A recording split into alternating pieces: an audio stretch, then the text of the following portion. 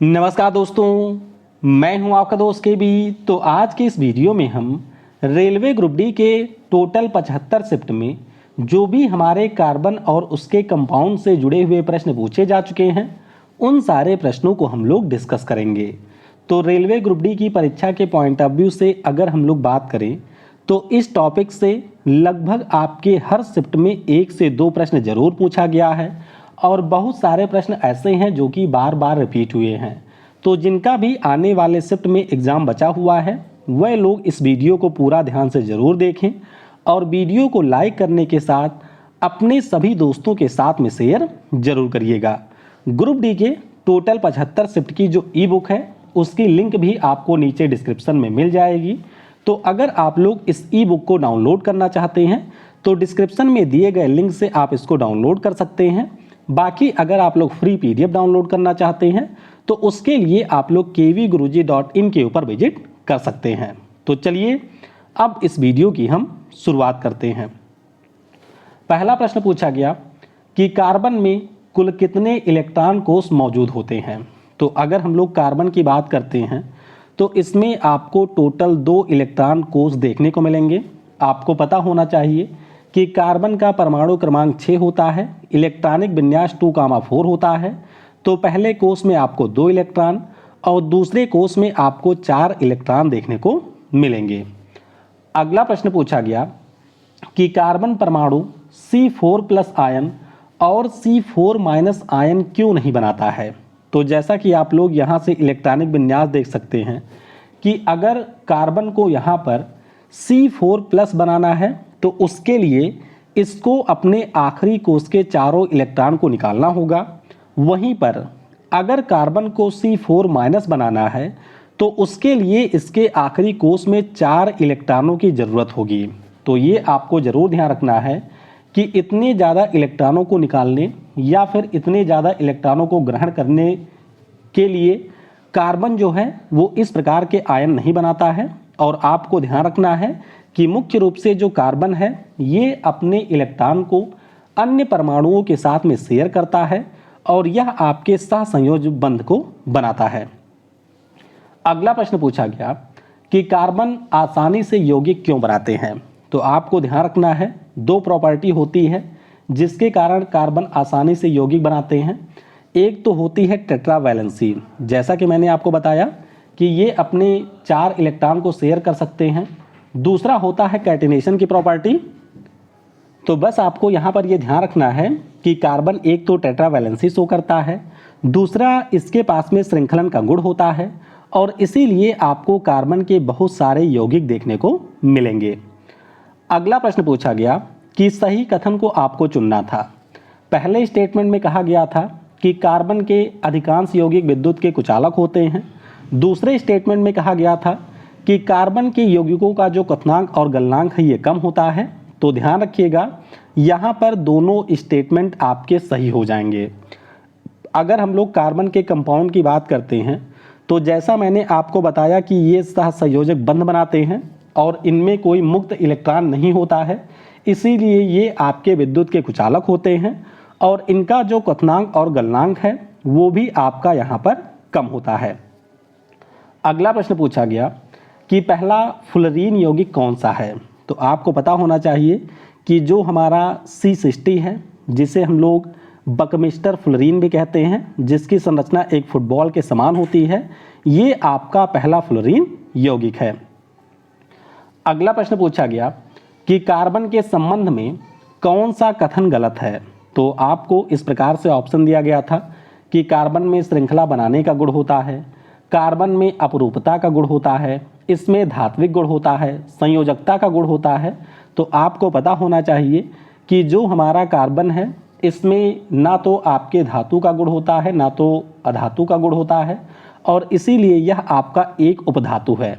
तो कार्बन के अंदर धात्विक गुण आपको देखने को नहीं मिलेगा। अगला प्रश्न पूछा गया कि C4- में इलेक्ट्रॉन और प्रोटॉन की संख्या बताइए। तो देखिए अगर हम लोग C4- करते हैं इसका मतलब कार्बन ने 4 इलेक्ट्रॉन को यहाँ पर ग्रहण किया है और उस स्थिति में जो प्रोटॉन हैं उनकी संख्या एज इट इज 6 रहेगी, लेकिन इलेक्ट्रॉनों की संख्या यहाँ पर 10 हो जाएगी। वैसे अगर हम लोग बात करते हैं कार्बन की, तो आपको पता होना चाहिए कि इसमें 4 प्रोटॉन, 4 न्यूट्रॉन और इस प्रकार से इलेक्ट्रॉन देखने को, टोटल 6 इलेक्ट्रॉन देखने को मिलते हैं। अगला प्रश्न पूछा गया कि सही कथन एक बार फिर से आपको चुनना था। तो कार्बनिक यौगिक के जो बंध हैं ये कमज़ोर होते हैं। दूसरे में कहा गया कि जो कार्बनिक यौगिक हैं ये घुलनशील होते हैं। तो यहाँ पर एक तो जो हमारा पहला स्टेटमेंट है वो सही होगा, क्योंकि कार्बनिक जो हमारे यौगिक होते हैं इनके बीच में कोवैलेंट बॉन्ड बनता है जो कि कमज़ोर होता है, जबकि अगर हम लोग कार्बनिक यौगिक की बात करते हैं तो ये घुलनशील नहीं होते हैं। आपको ये पता होना चाहिए कि जो भी हमारे कार्बनिक यौगिक होते हैं ये सिर्फ आपके ऑर्गेनिक सॉल्वेंट के अंदर डिजॉल्व होते हैं, जैसे कि एथिल एसीटेट हो गया, डाई एथिल एथिल हो गया, डाई क्लोरोमीथेन हो गया, क्लोरोफॉर्म है। तो सिर्फ जो आपके पोलर सॉल्वेंट होते हैं उसी में हमारे कार्बनिक यौगिक घुलनशील होते हैं। अगला प्रश्न पूछा गया कि 2 क्रमागत सजातीय श्रेणी में कितना अंतर होता है। तो आपको पता होना चाहिए, बहुत बार यहाँ से प्रश्न आ चुका है। यहाँ पर जो अंतर होता है वो आपके CH2 का होता है। फॉर एग्जाम्पल जैसे कि हमारा CH4 है, इसके बाद में जो इसका अगला एलिमेंट होगा तो इसमें हम लोग CH2 ऐड करेंगे तो C आपका 2 हो जाएगा, H6 हो जाएगा। तो ये आपके एल्केन समूह का दूसरा एलिमेंट आपको मिल जाएगा। अगला प्रश्न पूछा गया कि साइक्लोहेक्सेन में डैश डैश कार्बन कार्बन बंध और डैश डैश हाइड्रोजन हाइड्रोजन बंध मिलकर डैश डैश सहसंयोजक बंध बनाते हैं। अब थोड़ा सा आपको ध्यान देना है। देखिए, जब हम लोग साइक्लोहेक्सेन की बात करते हैं तो इसका फॉर्मूला होता है C6H12। यहाँ पर अगर हम लोग कार्बन कार्बन की बात करते हैं तो इनके बीच में टोटल आपको 6 बॉन्ड देखने को मिलेंगे। अगर हम लोग कार्बन और हाइड्रोजन की बात करते हैं तो इनके बीच में आपको टोटल 12 बॉन्ड देखने को मिलेंगे, यानी कि जो यहाँ पर कुल बंध हैं इनकी संख्या होती है 18। तो यहाँ पर आपके 6 हो गए, यहाँ पर आपके 12 हो गए और यहाँ पर इनकी संख्या हो जाएगी टोटल 18। अगला प्रश्न पूछा गया कि कौन सा हेक्सेन का संभावित श्रृंखला समावयवी नहीं है। अब ये प्रश्न थोड़ा सा डीप होता है, अगर आपको केमिस्ट्री बहुत अच्छे से आती है तो ही ऐसे प्रश्न आप लोग कर पाएंगे। देखिए, जब हम लोग हेक्सेन की बात करते हैं तो इसके टोटल 5 आइसोमर होते हैं। यहाँ पर आप लोग देख सकते हैं, एक हमारा सिंपल हेक्सेन हो गया, दूसरा हमारा 2 मेथिल पेंटेन है, तीसरा यहाँ पर 3 मेथिल पेंटेन है, चौथा आपका 2,2 डाई मेथिल ब्यूटेन है और पांचवा होता है 2,3 डाई मेथिल ब्यूटेन। तो ये आपको ध्यान रखना है कि हेक्सेन के टोटल आपके 5 आइसोमर होते हैं। अगला प्रश्न पूछा गया कि निम्नलिखित में से कौन सा समजातीय श्रेणी का यौगिक है। तो आपको ये ध्यान रखना है कि जब हम लोग बात करते हैं समजातीय श्रेणी की तो इसके हमारे जो भी कंपाउंड होते हैं उन कंपाउंड को एक हम लोग जनरल फार्मूले के द्वारा बता सकते हैं। फॉर एग्जाम्पल जैसे अगर हम लोग एल्केन की बात करते हैं तो एल्केन का सामान्य फार्मूला होता है CnH2n+2। इसी प्रकार से एल्कीन की अगर हम लोग बात करें तो CnH2n, एल्काइन की बात करें तो CnH2n-2। तो इस प्रकार से जो भी हमारे यौगिक एक फार्मूले के द्वारा डिनोट किए जा सकते हैं वो सारे आपके समजातीय श्रेणी के यौगिक का निर्माण करते हैं। अगला प्रश्न पूछा गया कि कीटोन फंक्शनल ग्रुप के पहले 2 सदस्य कौन हैं। तो ध्यान रखिएगा, पहला सदस्य इसका एसीटोन होता है, दूसरा सदस्य इसका होता है ब्यूटानोन। तो यहाँ पर आप लोग देख सकते हैं। बाकी अगर हम लोग कीटोन की बात करते हैं तो आपको यहाँ पर पता होना चाहिए कि C+O यहाँ पर आपका एक सिंगल बॉन्ड हो गया, ये हमारा फंक्शनल ग्रुप होता है कीटोन का। अगला प्रश्न पूछा गया कि C3H8 और C2H6 में किस C सिंगल बॉन्ड S समूह में क्या संबंध है। तो आपको ये ध्यान रखना है कि ये हमारे समजातीय श्रेणी के कंपाउंड हैं। आप देख सकते हैं कि C2H6 है, इसमें अगर आप लोग CH2 ऐड करेंगे तो ये हमारा C3H8 बनेगा। अगला प्रश्न आपका पूछा गया कि निम्नलिखित में से कौन सा प्रोपाइन C3H4 का अगला समजातीय श्रेणी का सदस्य है। तो आपको ध्यान रखना है, नाम है इसका ब्यूटाइन। क्या नाम है? ब्यूटाइन इसका नाम है और फॉर्मूला हो जाएगा C4H6। और वैसे ये एल्काइन समूह का है, तो एल्काइन समूह का फॉर्मूला होता है CnH2n-2। अगला प्रश्न पूछा गया कि एथेनॉल का एथेनोइक अम्ल में जो परिवर्तन है ये आपकी कौन सी अभिक्रिया होती है? तो ध्यान रखिएगा, इसे हम लोग ऑक्सीकरण अभिक्रिया कहते हैं। यहाँ पर आप लोग देख सकते हैं, ये हमारे पास एथेनॉल है, इसमें आकर के आपका ऑक्सीजन जुड़ता है, तो इससे आपका एल्डिहाइड बनता है और फर्दर ये जो आपका एल्डिहाइड है इसमें एक और ऑक्सीजन जुड़ता है, तो ये आपका एथेनोइक अम्ल यहाँ पर बनाता है। अगला प्रश्न पूछा गया कि हेक्सेन श्रृंखला का समावयवी कौन सा नहीं है? तो ऊपर अभी मैंने आपको बताया था कि हेक्सेन की अगर हम लोग बात करते हैं तो इसके आपको टोटल 5 आइसोमर देखने को मिलेंगे। अगला प्रश्न पूछा गया कि एल्कीन का फार्मूला क्या होता है? तो एल्कीन की अगर हम लोग बात करें तो CnH2n ये आपके एल्कीन का फार्मूला होता है। अगला प्रश्न पूछा गया कि निम्नलिखित में से कौन सी बेंजीन की आणविक संरचना है? तो बेंजीन के बारे में आपको पता होना चाहिए। कुछ इस प्रकार की संरचना होती है जिसमें आपको 6 यहाँ पर कार्बन देखने को मिलेंगे, हर कार्बन के साथ में एक हाइड्रोजन भी होता है और यहाँ पर अल्टरनेट पर आपको डबल बॉन्ड भी देखने को मिलेंगे। तो इस प्रकार से 6 कार्बन और 6 हाइड्रोजन के जो परमाणु हैं वो मिलकर के बेंजीन का निर्माण करते हैं। अगला प्रश्न पूछा गया कि प्रोपेन में कार्बन की संख्या 3 है तो हाइड्रोजन की संख्या कितनी होगी? तो आपको प्रोपेन का फॉर्मूला पता होना चाहिए। प्रोपेन का फार्मूला होता है C3H8। आपको पता होना चाहिए कि ये हमारे एल्केन समूह का तीसरा मेंबर है। इसमें कार्बन की संख्या 3 होती है और हाइड्रोजन की संख्या इसमें आपको 8 देखने को मिलेगा। अगला प्रश्न पूछा गया कि CH3CH2OH + O2, तो यहाँ पर हमारा प्रोडक्ट क्या बनेगा? आप लोग देख सकते हैं कि जब इस प्रकार से एथिल एल्कोहल ऑक्सीजन के साथ में अपक्रिया करता है तो यहाँ पर आपको एसिटिक एसिड देखने को मिलेगा और यहाँ से आपका जो पानी है वो बाहर निकल जाता है। अगला प्रश्न पूछा गया कि C6H10 जिसे आप लोग 1 हेक्साइन कहते हैं, इस सीरीज का अगला सदस्य कौन होगा? तो आपको पता होना चाहिए इसका अगला मेंबर होगा C7H12 जिसे आप लोग H हेप्टाइन के नाम से जानेंगे। तो दिया गया ये जो कंपाउंड है वो हमारे एल्काइन समूह का मेंबर है और इसमें कार्बन की संख्या 6 है। बस आप लोग सिंपली ऐड कर दीजिए CH2 तो अगला कंपाउंड आपको मिल जाएगा। अगला प्रश्न पूछा गया कि CH3COCH3 C2H5OH CH3COOH और CH4 के रासायनिक नाम क्या हैं? तो आपको पता होना चाहिए कि CH3CO ये हमारा एसीटोन है, C2H5OH ये आपका एथेनॉल है, CH3COOH ये हमारा एसिटिक अम्ल है और CH4 यहाँ पर आपका मीथेन है।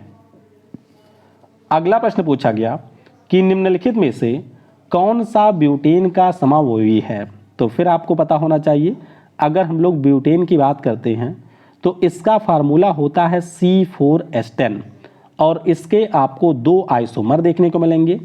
एक हमारा N ब्यूटेन होता है और दूसरा आपका 2 मेथिल प्रोपेन होता है।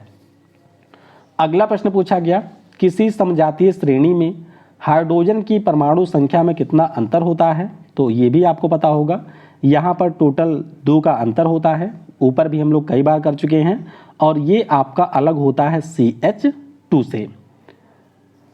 अगला प्रश्न पूछा गया कि CH4 का अणु भार कितना होता है?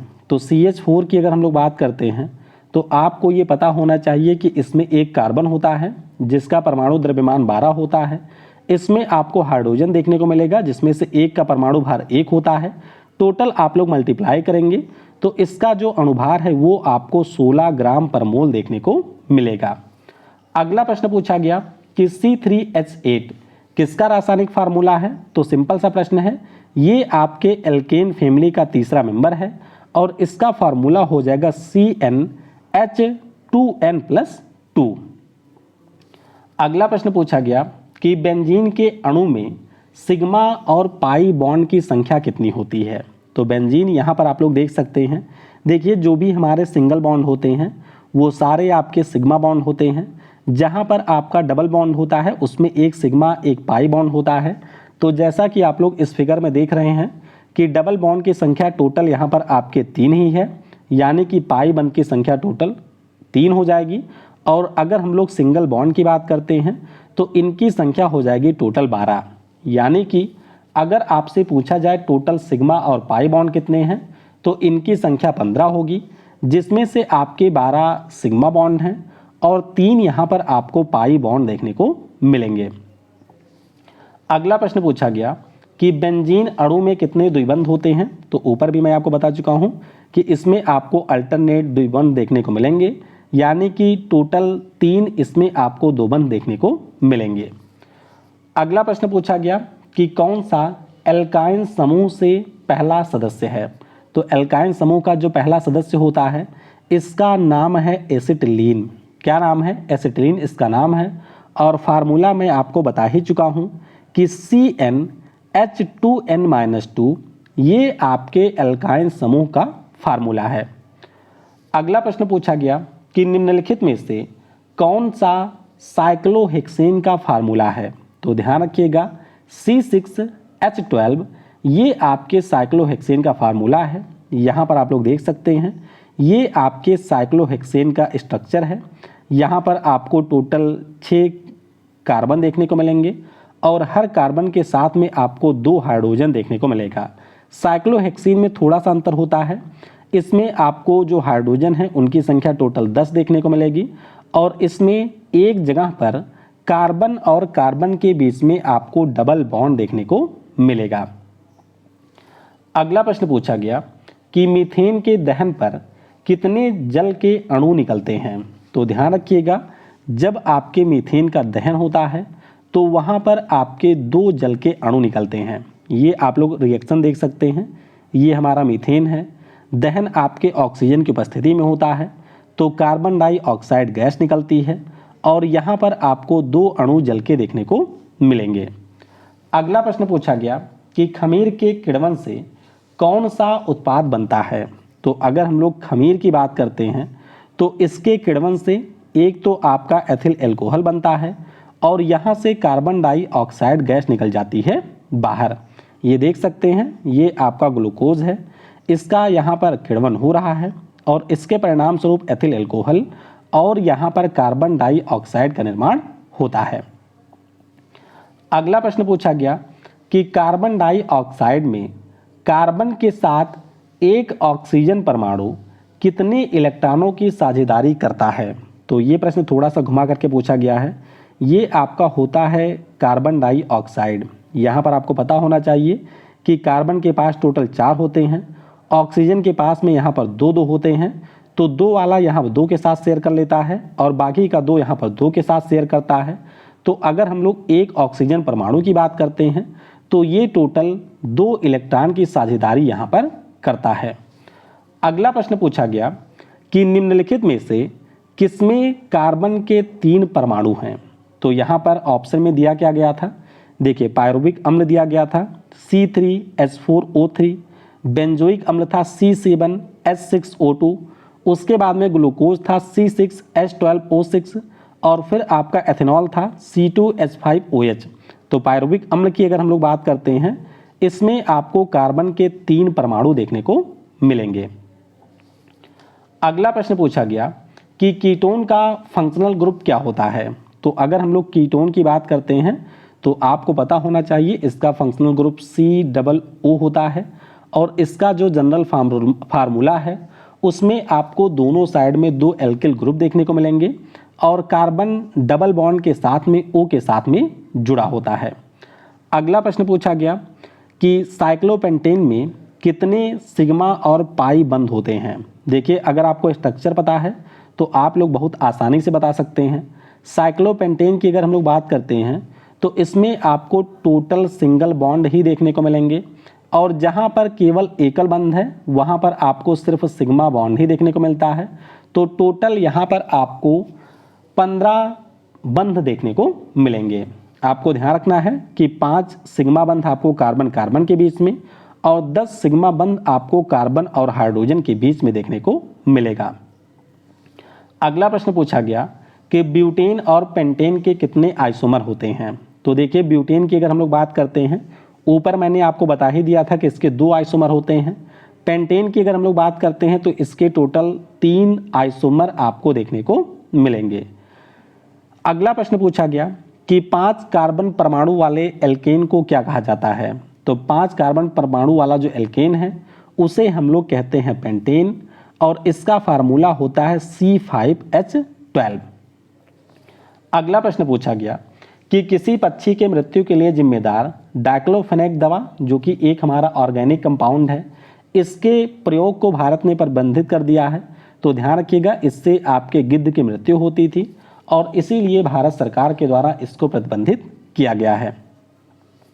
अगला प्रश्न पूछा गया कि समजातीय सीरीज में CH3OH के बाद अगला यौगिक कौन होगा। तो सिंपल सा है, ये आपके एल्कोहल की सीरीज है। पहला हमारा मिथिल एल्कोहल है, दूसरा इसमें एथिल एल्कोहल होता है जिसका फार्मूला होगा CH3CH2OH। अगला प्रश्न पूछा गया कि मीथेन, एथेन, प्रोपेन और ब्यूटेन में किसका गलनांक यानी कि मेल्टिंग पॉइंट ज़्यादा है। अब यहाँ से आपके इस वाले शिफ्ट में यानी कि तीसरे और चौथे में काफ़ी प्रश्न आ रहे हैं, तो थोड़ा सा इसको ध्यान से समझ लीजिएगा। देखिए जो हमारा ऑर्गेनिक कंपाउंड है वो जितना ज़्यादा सिंपल होगा उसका मेल्टिंग और बॉइलिंग पॉइंट उतना ही कम होगा। जैसे जैसे आपके कार्बन के परमाणुओं की संख्या बढ़ती जाएगी या जैसे जैसे आपकी श्रृंखला बढ़ती जाएगी यौगिक की, वैसे वैसे इसका जो मेल्टिंग पॉइंट है वो भी आपका बढ़ता जाएगा। तो ध्यान रखिएगा, ब्यूटेन का जो मेल्टिंग पॉइंट है ये आपका सबसे ज़्यादा है। और ये मैं आपको बता ही चुका हूँ कि हाइड्रोकार्बन में कार्बन की श्रृंखला बढ़ने पर गलनांक और क्वथनांक दोनों ही यहाँ पर आपका घटता है। घटता नहीं है जी, बढ़ता है, ये उल्टा मैंने आपको बता दिया। ये ध्यान रखिएगा, ये आपका बढ़ता है जैसे जैसे आपका इसमें मतलब जैसे मान लीजिए ये कार्बन की 2 श्रृंखला है तो इसका आपका कम होगा, अगर 3 श्रृंखला है तो उसका और ज़्यादा होगा, 4 हो जाएगा तो उसका और ज़्यादा यहाँ पर होगा। अगला प्रश्न पूछा गया कि प्रोपेन में कुल कितने सिग्मा बंध हैं। प्रोपेन यानी कि एकल बंध होता है और एकल बंध होने के कारण इसमें आपको टोटल 10 सिग्मा बॉन्ड देखने को मिलेंगे। अगला प्रश्न पूछा गया कि निम्नलिखित में से कौन सा समजातीय श्रेणी का यौगिक नहीं है। देख सकते हैं CH3, C2H5, C3H7 दिया गया था, तो ये सारे आपके सीरीज में हैं, लेकिन C4H8 आपके इस श्रेणी का यौगिक नहीं है। तो ऑप्शन में C4H8 हमारा हो जाएगा करेक्ट। अगला प्रश्न पूछा गया कि 170 डिग्री तापमान पर एथिल एल्कोहल को सांद्र सल्फ्यूरिक अम्ल के साथ गर्म करने पर क्या उत्पाद बनता है। तो ये भी आपको ध्यान रखना है, यहाँ पर उत्पाद बनता है यथीन। ये देख सकते हैं यथिल एल्कोहल है, इसका निर्जलीकरण हो जाता है सांद्र सल्फ्यूरिक अम्ल की उपस्थिति में और एथीन के साथ में यहाँ पर वाटर मॉलिक्यूल निकल जाता है बाहर। अगला प्रश्न पूछा गया कि द्विबंध वाले यौगिक को क्या कहा जाता है। तो ध्यान रखिएगा, जो भी हमारे द्विबंध वाले यौगिक होते हैं कार्बन के, उनको हम लोग असंतृप्त हाइड्रोकार्बन कहते हैं, यानी कि इन्हें हम लोग अनसैचुरेटेड हाइड्रोकार्बन के नाम से जानते हैं। आपको ध्यान रखना है कि कार्बन के हमारे वे कंपाउंड जिसमें कार्बन कार्बन के बीच में सिंगल बॉन्ड या कार्बन और हाइड्रोजन के बीच में सिंगल बॉन्ड होता है, उसे हम लोग संतृप्त यौगिक या फिर सैचुरेटेड हाइड्रोकार्बन के नाम से जानते हैं। एल्केन की अगर हम लोग बात करते हैं तो वो आपका संतृप्त हाइड्रोकार्बन होता है, जबकि अगर हम लोग एल्कीन और एल्काइन की बात करते हैं तो वो आपके असंतृप्त हाइड्रोकार्बन के उदाहरण हैं। अगला प्रश्न पूछा गया कि निम्नलिखित में से कौन सा साइक्लिक हाइड्रोकार्बन है। तो ध्यान रखिएगा, ये सारे आपको ऑप्शन दिए गए थे C5H12, C4H10, C6H12, C7H17। तो अभी मैंने आपको ऊपर बताया कि C6H12 जो है इसे हम लोग साइक्लोहेक्सीन के नाम से जानते हैं और इसका फॉर्मूला होता है C6H12। अगला प्रश्न पूछा गया कि निम्नलिखित में से किस यौगिक में कार्बन के 2 परमाणु हैं। तो ऑप्शन में इस प्रकार से आपको दिया गया था, लैक्टिक अम्ल, एथेनॉल, ग्लूकोज और पायरुविक अम्ल। अब सबका अगर आपको फॉर्मूला पता है तो आप आसानी से कर सकते हैं। एथेनॉल में आपको सिर्फ 2 ही कार्बन के परमाणु देखने को मिलेंगे। बाकी लैक्टिक अम्ल की अगर हम लोग बात करते हैं तो इसमें आपको 3 देखने को मिल जाएंगे। ग्लूकोज में तो आपके 6 हो जाते हैं। इसी प्रकार से पायरुविक अम्ल की बात करते हैं तो इसमें भी आपको 3 देखने को मिलेंगे। अगला प्रश्न पूछा गया कि निम्नलिखित में से किस क्रियात्मक समूह यानी कि फंक्शनल ग्रुप में ऑक्सीजन नहीं है? तो ध्यान दीजिएगा, ऑप्शन में एल्किल हैलाइड, एस्टर, एथेनॉल और कीटोन दिया गया था। अगर हम लोग एल्किल हैलाइड की बात करते हैं तो इसमें आपको ऑक्सीजन देखने को नहीं मिलेगा।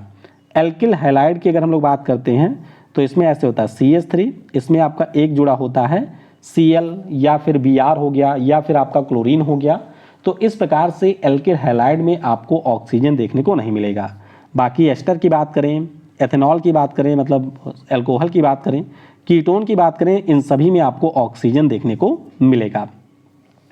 अगला प्रश्न पूछा गया कि निम्नलिखित में से किसका क्वथनांक सर्वाधिक होगा? तो ध्यान रखिएगा, ऑप्शन में ब्यूटेन, मेथिल क्लोराइड और एस्टिक एसिड आपको दिया गया था। तो आपको पता होना चाहिए कि एस्टिक अम्ल का जो क्वथनांक है वो सबसे ज़्यादा होगा। देखिए, ये आपका क्रम होता है हाइड्रोकार्बन में क्वथनांक और गलनांक के लिए। एमाइड का सबसे ज़्यादा होता है, उसके बाद में एल्कोहल हो गया, फिर हमारा कार्बोक्सिलिक अम्ल है, उसके बाद कीटोन आता है, कीटोन के बाद आता है एल्डिहाइड, फिर आता है हमारा एस्टर, उसके बाद में आता है ईथर और उसके बाद नंबर आता है एल्केन का।